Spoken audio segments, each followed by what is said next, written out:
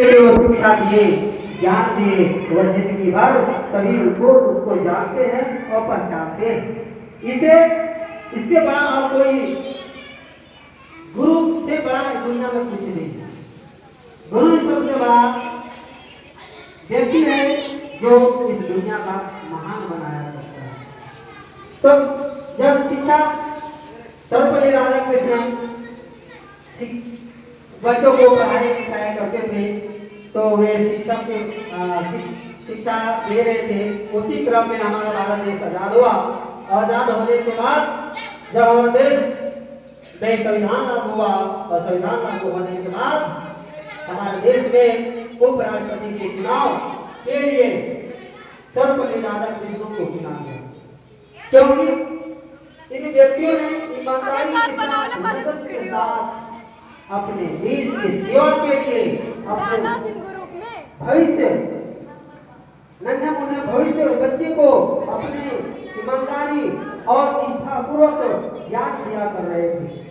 ज्ञान देने के कार्य करते देकर लोगों ने कहा कि नहीं, इस देश को अगर अच्छा राष्ट्रपति चाहिए, उपराष्ट्रपति चाहिए तो सर्वपल्ली राधाकृष्णन से और दुनिया में कोई नहीं है। इसलिए उन्होंने सर्वपल्ली राधाकृष्णन को उपराष्ट्रपति प्रथम उपराष्ट्रपति बनाया गया। वे शिक्षक का परित्याग करके वे उपराष्ट्रपति बने।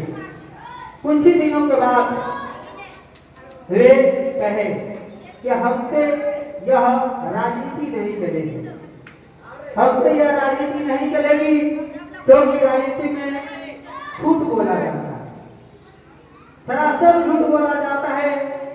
इसलिए वे सत्यवादी और ईमानदार व्यक्ति थे, कभी कभी झूठ नहीं बोला करते थे। और उस उपराष्ट्रपति के पद में ऐसा समय आता था कि झूठ बोलना पड़ता था। इसलिए वह उदास होकर उन्होंने इस पद को त्याग दिया, उपराष्ट्रपति के पद को। और इसके बाद द्वितीय राष्ट्रपति के पद हासिल करने के बाद उन्होंने इस राजनीति के जीवन से उब गए थे। उब करके उन्होंने परित्याग कर दिया। परित्याग कर दिया कि मैं इस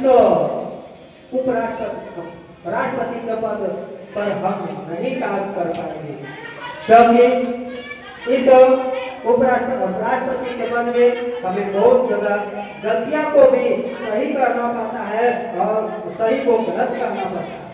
इसलिए मुझसे यह राजनीति नहीं चल पाएगी। इसलिए मैं इस पद को त्याग करता हूँ और मैं फिर से इस शिक्षक के रूप में भी बच्चों को पढ़ाई करेंगे। अब इसे तुझे और कुछ नहीं मिलता है। इसी तो पूछा क्या आप क्यों पढ़ना चाहते हैं, तो बताए कि आपको जितना खुशी आनंद बच्चों को ज्ञान देने को मिलता है, उतना आनंद हमें जनता को गुमराह करके झूठ प्रेम को बनाकर बातें बनाकर बोलना पड़ता है। मैं उससे नहीं कर पाऊंगा।